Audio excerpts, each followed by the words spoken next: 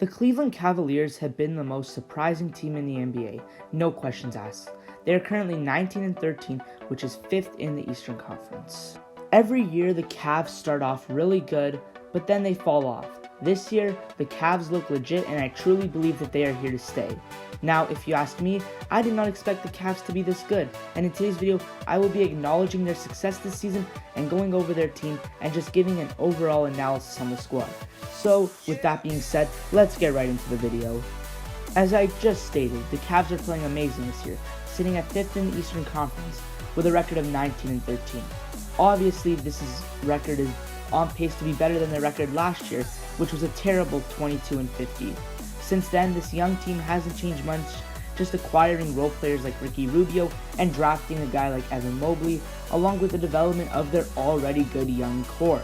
The Cavaliers are an amazing all-around team, and they have many versatile players, and just overall, they have every single thing a good team needs.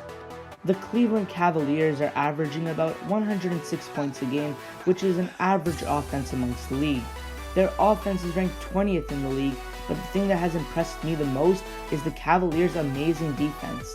They are currently 2nd in the league in defense, only behind the Warriors by 0.3 opponents' points allowed. They are up there in defense with elite defensive teams such as the Warriors, the Phoenix Suns, and the Miami Heat. They have many amazing defensive bigs in Jarrett Allen, Evan Mobley, and many more, and they also have a lot of good perimeter defenders such as Isaac Okoro. They are currently 4th in point differential with an average of 5.4 point differential. So, as a team statistic-wise, the Cavs are an amazing squad. And now, let's move on to the players' individual performances.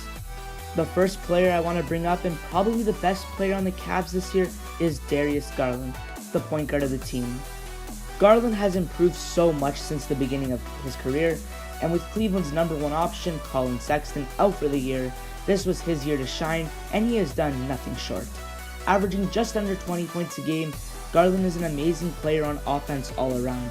He has an amazing 3-level game and really takes advantage of the pick and roll when he gets the mismatch. He is also the exact opposite of selfish and averages about 7 assists per game. He is shooting about 48% from the field and 39% from the 3. He is the offensive heart and soul that this team needs, and he is playing amazing this year. The next player is Jarrett Allen. Jarrett Allen showed loads of potential last season, and ever since getting a big bag in the offseason, he has definitely proved why he deserved it. He is putting up a solid 17 points and 11 rebounds while shooting an insane 70% from the field with 1.5 blocks per game. He has been an amazing traditional center for Cleveland, and he's the type of center that just grabs rebounds, sets screens, and posts up. As many people know, the Cavaliers have a very tall team, which is a huge factor to the team's success, but I will get into more on that later.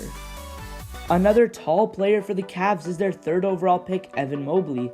Mobley is currently in a 2-player race for Rookie of the Year with Scottie Barnes of the Toronto Raptors, and for good reason. He's averaging 14 points, 8 rebounds, and 2 blocks a game. Like Allen, Mobley is a very traditional big man, isn't too flashy, but that doesn't mean he isn't a good player, and he has loads of potential to be the franchise player for this Cleveland Cavaliers team. Kevin Love has also been very surprising for the Cleveland Cavaliers this year. He was very disappointing last season, only averaging about 12 points and 7 rebounds, while playing 25 minutes per game as their starting power forward. This season, he is putting up 12 points and 7 rebounds once again. So you may be asking, how was he disappointing last year, but surprising this year? And it's quite a simple answer. He's only averaging 20 minutes a game now, which is 5 minutes left, and he is now the center off the bench for Cleveland. His role has changed to a stretch big off the bench, and he seems to like it, and the Cavs also seem to be benefiting from the role change. Because now that he has a minute change, they can start playing their younger players, and it's a win-win.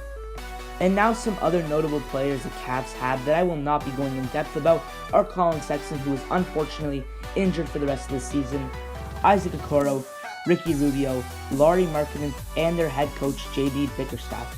Bickerstaff has definitely improved as a coach this season, and he might even be in the conversation for Coach of the Year this season due to his team's recent success. Now that I went over the statistics topic, both individual players and the team, I will be going over what I noticed about them with my own eyes. I've noticed two main things that the Cavs have been doing differently as to why they are significantly better than last season, other than the fact that their young players have been developing. The first reason is that every player fits and that they all play their role perfectly. Every Cavs player has a certain role that they do perfectly, whether it's be the facilitator, stay around the three-point line, or just play defense and do nothing else. Each player has happily accepted their role in the system, which is why the Cavs are so successful, because everyone knows what to do and they do it with no questions asked. And the final thing I noticed about the Cavs, which I think everyone has noticed, is the Cavaliers have a tall ball team and are utilizing it to their advantage. If you don't know, a tall ball lineup is having many tall players in your lineup.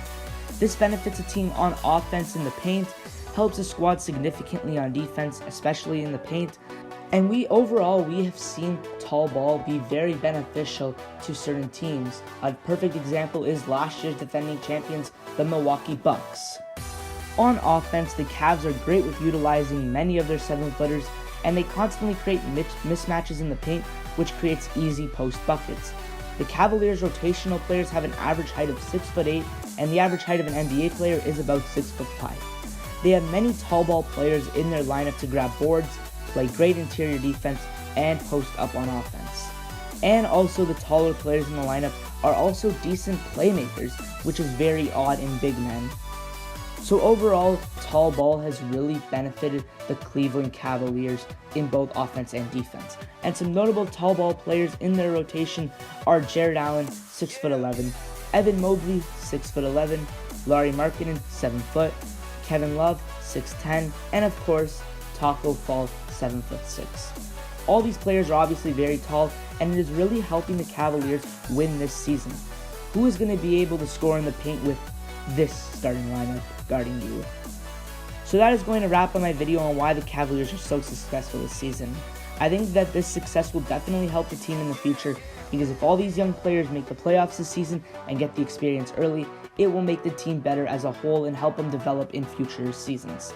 This video is over, so be sure to subscribe, and I'll see you in the next video.